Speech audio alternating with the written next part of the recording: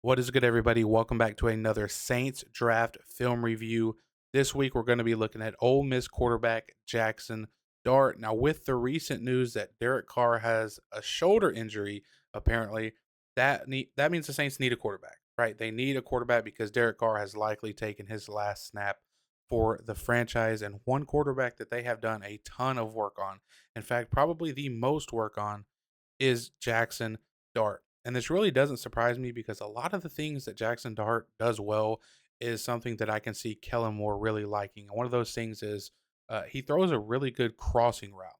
And if you know anything about Kellen Moore's offense, Kellen Moore loves to run crossers. So it's not a surprise to see the Saints doing extensive work on Jackson Dart. So, with that being said, I have no clue if they would take him with the ninth overall pick or if they would take him at a later pick, wherever they feel comfortable.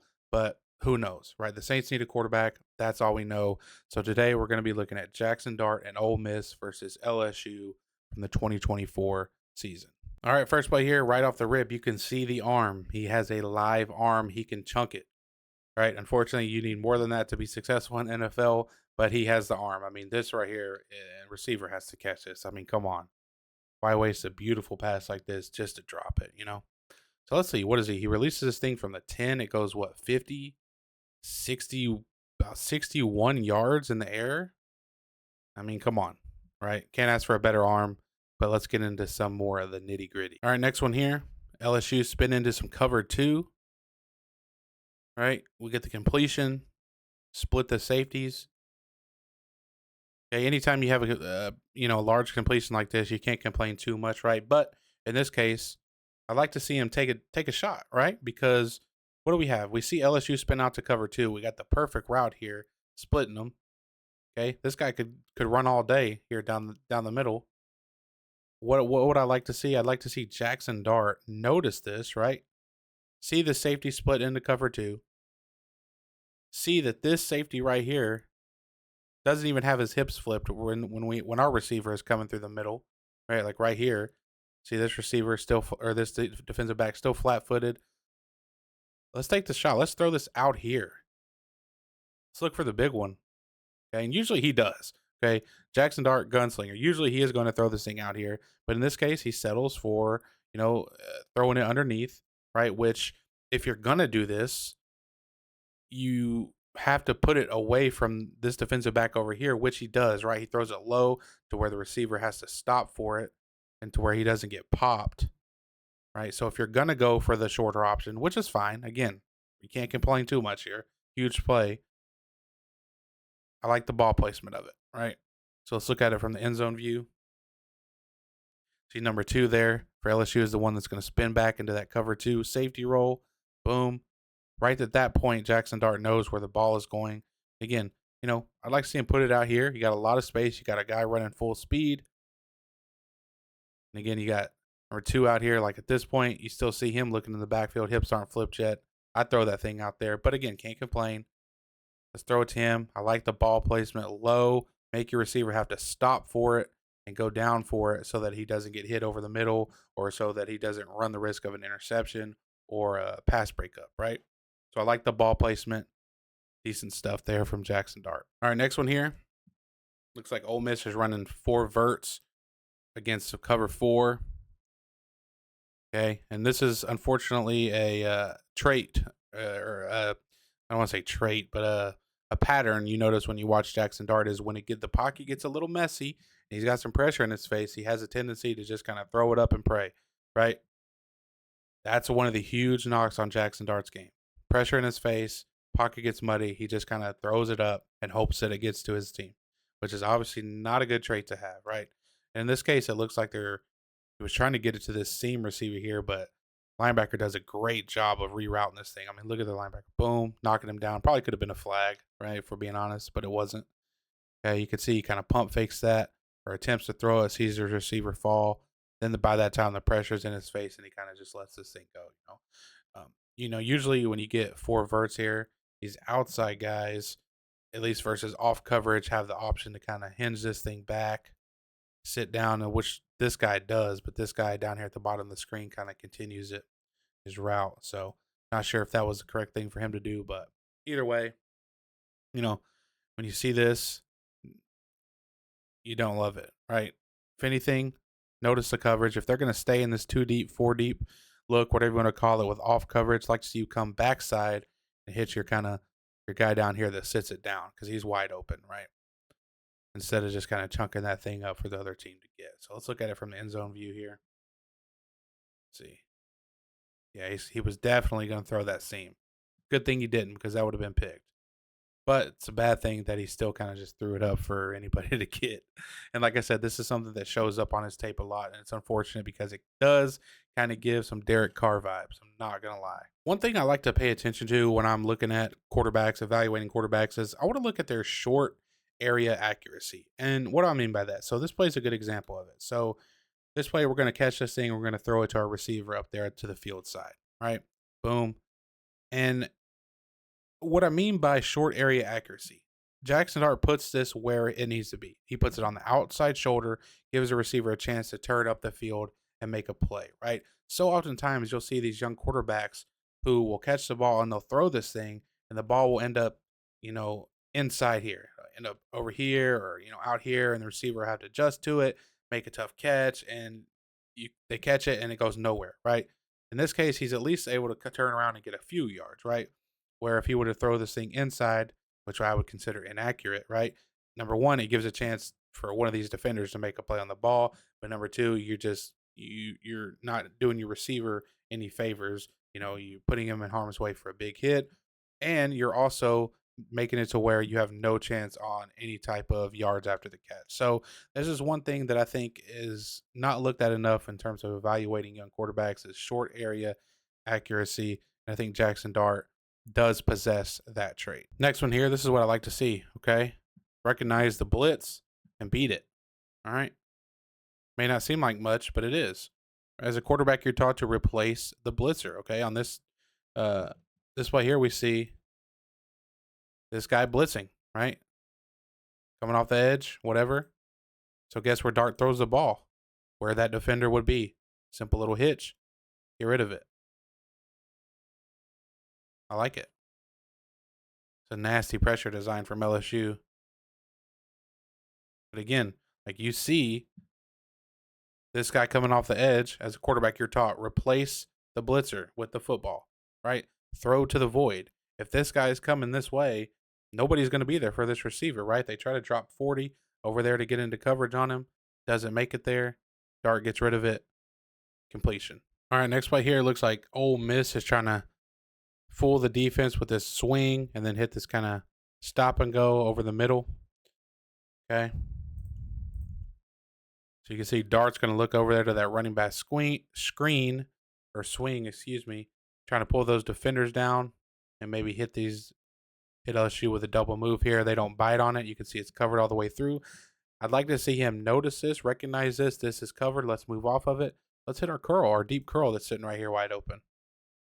Let's go through our progressions and hit him. Okay. So we kind of just take off with it and get a few yards. Right? No harm, no foul. But again, let's fake that. See if it's there. It's not there. You can tell right now it's not there. Reset our feet. Let's hit our deep curl right here that's wide open. See, he's waiting on it. We could hit it right now on the move. We could still hit it. Still hit it. Finally, this receiver's like, you know what? Let me just go block. Next one here, nice touchdown pass. I like this one. Give your receiver a chance to make a play on the ball, and he does. Go up, get it on the receiver's or on the defender's back. Defender has his back turned. Dart lays it up there. His receiver makes a tough grab. I like it, right? And this was the correct decision here. So you can see him take a peek at this front side here, right off the rip, but he knows this is all covered. Okay, look down here to the bottom. This guy's covered. Plus, there's a safety right here that's waiting for the post. That's covered. So really, your best bet here is number 9. And again, Jaxson Dart just kind of lays that thing up, sees the defender with his back turned, just gives his receiver a chance to go up and score a touchdown, and his receiver rewards him by making a tough catch and scoring a touchdown. That's some good stuff right there. Let's watch that one from this end zone view here so he can watch his eyes. So you can see initially, we're going to look front side here to his right. Okay, not there. Let's come back over. Boom. Touchdown. All right, this one, remember I mentioned those crossing routes earlier. This is a good example here. LSU going to be in man coverage. Okay, Dart going to throw this to his first slot down here. or his inside slot, running a crosser.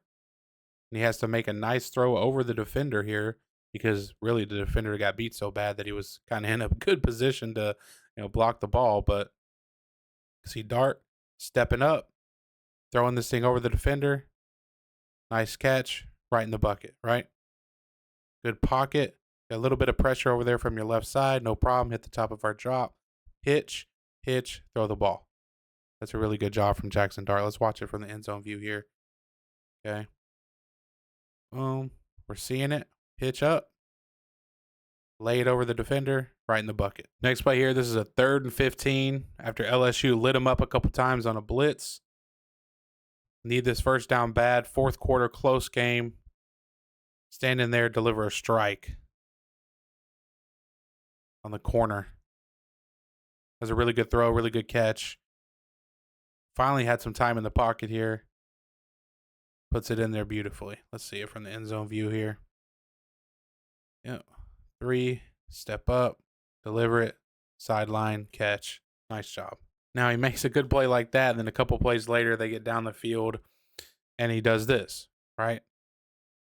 I mean, this, he puts a little more on this ball, a little more air under it. It's probably a touchdown, right? Receiver had the defenders beat, even though there's like a million defenders in the area. Receiver was out in front, but Dart just kind of doesn't really, it just seems like he kind of throws this thing at sort of a weird arm angle, doesn't really put oomph into it, put enough air under it, and it's intercepted, right? So you do all that for nothing. When, you could have just took your guy over here who has nobody around him whatsoever, wide open, but instead we opt for the deep shot. And like I mentioned at the first of the video, that's usually what he does. He is going to opt for the deep shot. He's a gunslinger. It's what he does, right? In this case, right read, it was open.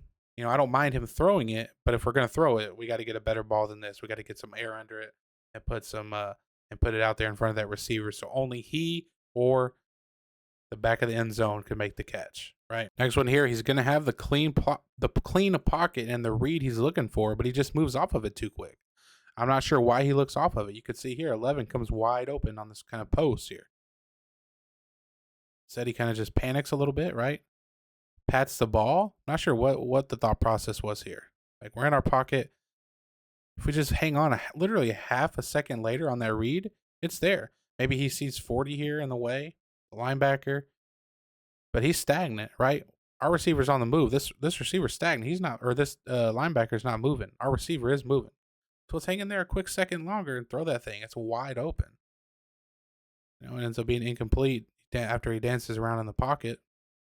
Let's look at it from here. Like, he's looking that way. Pocket is fine. I mean, look, comes wide open over the middle. Not sure what he was thinking there on that one. All right, next one here, you can see we're towards the end of the game. Scores 20-16. Ole Miss in the lead. 4 minutes left to go. Okay. This time we're gonna get. Let's see what is the okay, 2nd down and 9. Right.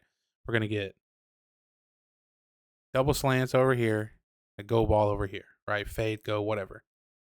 Okay, and usually on these double slants, you're gonna work outside in, and it looks like that's what Dart does. But instead of coming to his second slant here, he kind of just looks back to the go and throws it up, right?